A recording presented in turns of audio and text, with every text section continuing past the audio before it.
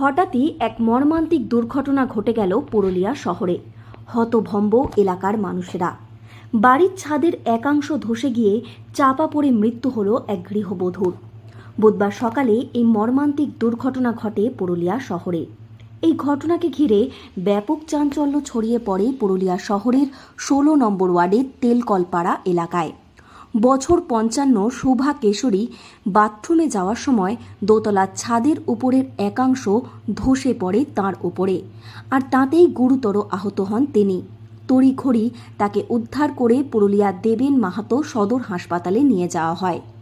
হাসপাতালে নিয়ে যাওয়ার পর চিকিৎসকরা তাকে মৃত বলে ঘোষণা করেন। জানা গিয়েছে বাড়িটি দীর্ঘদিন ধরে জরাজীর্ণ অবস্থায় ছিল। সম্প্রতি বাড়িতে কাজ চলছিল। মঙ্গলবারের বৃষ্টিতে বাড়ির অবস্থা আরও খারাপ হয়ে যায়, আর তাতেই ঘটে এই দুর্ঘটনা। এ বিষয়ে পুরুলিয়া পৌরসভার পৌরপ্রধান নব্যেন্দু মাহালি বলেন যে ঘটনাটি ঘটেছে তা মর্মান্তিক। পুরুলিয়া শহরে এরকম অনেক বাড়ি রয়েছে যা ভগ্নপ্রায় অবস্থায়। পৌরসভা থেকে ইতিমধ্যেই সেগুলিকে নোটিশ করা হয়েছে। এলাকার মানুষদের কাছে অনুরোধ করা হচ্ছে, যারা এরকম ভগ্নপ্রায় বাড়িতে বসবাস করছেন তারা অতি সত্বর সেই বাড়িতে থাকা বন্ধ করুন এবং বাড়িগুলি ডিমোলাইজড করে দিন। কলপাড়ার হরিবল মন্দিরের অপোজিটে শোভা কেশরী 55 বছর বয়স, উনি বাথরুমে গেছিলেন। ওনাদের বহু পুরনো বাড়ির কাজ চলছে।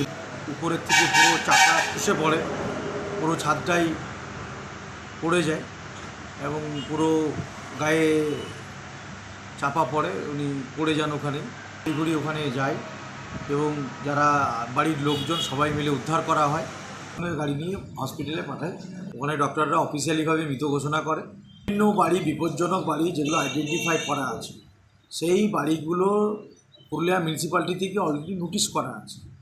যাদের এই ধরনের অবস্থা আছে, প্রথম কথা সেই বাড়িগুলোতে থাকা বন্ধ করুন এবং বাড়িগুলো প্রশাসনিকভাবে চিঠি দিয়ে আপনারা নিজেরাই ডিমোলাইজড করেন। তখন পৌরসভা বাধ্য হবে সেই বাড়িগুলো, বিপজ্জনক বাড়িগুলোকে ডিমোলাইজড করে দেবে। এই দিনের এই ঘটনাকে ঘিরে এলাকার মানুষদের মধ্যে ব্যাপক আতঙ্কের সৃষ্টি হয়েছে। পুরুলিয়া পৌরসভা আগামী দিনে এ বিষয়ে নজরদারির পরিকল্পনা নিচ্ছেন। পুরুলিয়া থেকে শর্মিষ্ঠা ব্যানার্জির রিপোর্ট, লোকাল 18 বাংলা।